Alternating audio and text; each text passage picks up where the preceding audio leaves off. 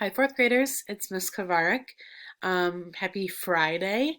I wanted to introduce the new read aloud that I chose to do. Um, it's a lot different than our other read aloud, and it involves a little bit of historical background. So I wanted to introduce what it was all about so you had a little bit of background knowledge. So here's the book we're going to be reading. It's called A Long Walk to Water, and it's actually based on a true story, and it's by Linda Sue Park. Um, it's based in the country of Sudan. Sudan is a country that is in Africa, and basically, the book is about its long history of war and violence. Unfortunately, Sudan is not a great place um, to be. There's a lot of violence there. People get hurt often, innocent people get hurt, and families get separated. There's changes and problems in Sudan over the past 140 years, and we're going to talk a little bit about a group of people called the Dinka. So here's a map of Sudan. This is showing the arrow where this is taking place. Just a little bit of geographical background. There's a Red Sea up here, and again, this is in the continent Africa. So here's some important events that we need to know about.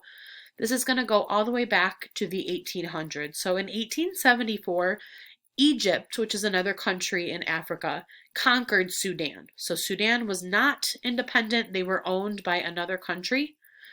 In 1882, a few years later, Britain conquered Egypt.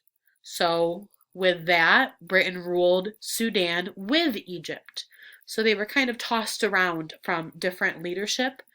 In 1956, Sudan finally gained their independence, but they had some problems with that. So they were no longer owned by another country, they were their own country, but their government was really unstable. They didn't have policies in place, and it was a little bit uneasy during that time period. So fast forward another couple decades. In 1983, the government ruled that they would follow fundamentalist Islamic law, and all people of Sudan must follow Islam. So in the United States, we have something called freedom of religion.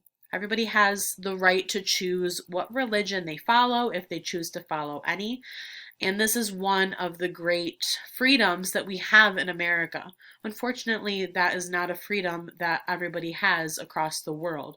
So in Sudan in 1983, which was really not that long ago, the government made it so that every single person had to follow a certain religion, and that religion is Islam. And when this happened, a civil war began. A civil war means that a country is fighting against itself. So the country is split and they're fighting against each other. And this was the rebels versus the government. This caused a lot of issues. There was a lot of violence going on, and people had to flee. They had to leave the country because they were worried about being hurt or killed. To continue, in 1999, so about 20 years ago, slavery has been very widespread throughout Sudan. The Dinka people have been enslaved frequently. So that group of people we're going to be talking about, they are unfortunately enslaved, and this is 20 years ago. So slavery is unfortunately still happening in different parts of the world, and that group, the Dinkas, they were very much so a part of this.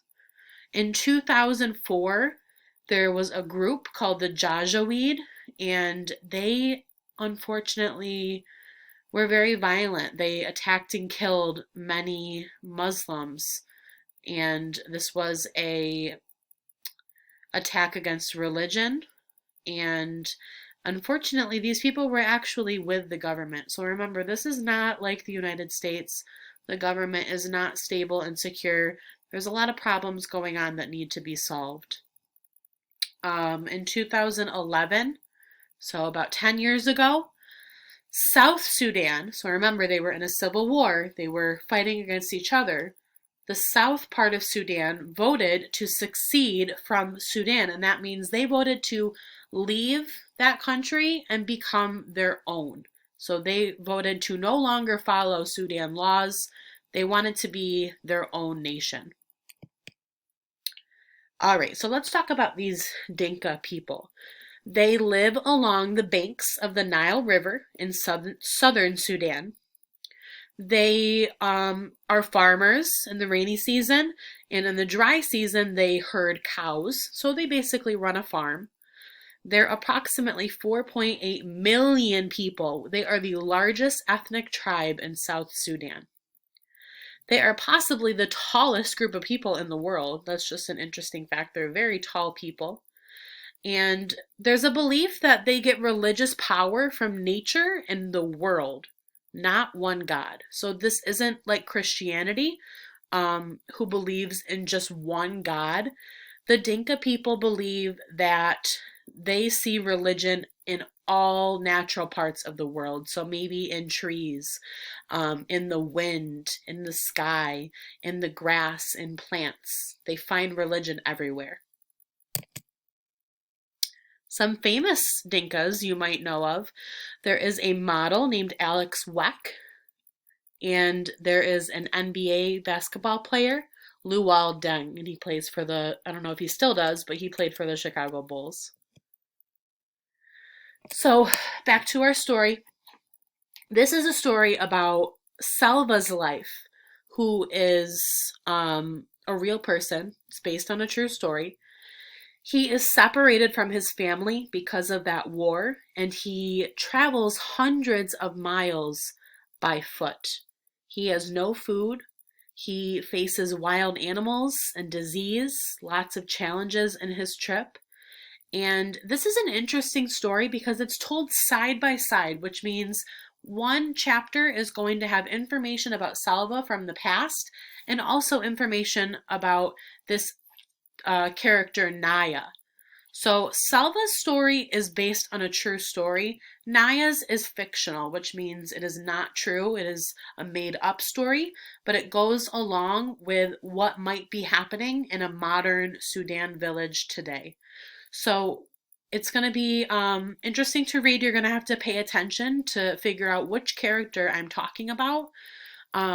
Salva is a boy from the past, from around when the war was happening in the 80s. And Naya is a girl, not based on a true story, but again, realistic fiction. It could be true. The events are similar to what's really happening in Sudanese villages today. All right, so I hope you're excited to read this book. I know I am.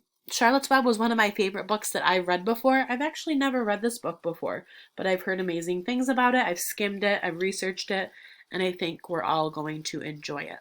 So I want to know, what is one thing that interested you about life in Sudan? What is one thing you're looking forward to reading about?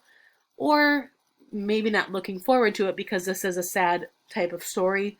Something that just you found interesting. Something that maybe you didn't know before. I hope you guys have a wonderful night. I hope you have a wonderful weekend. Get some rest, and we will see you on Monday for your next week's assignments. Bye, Adams. Have a good night.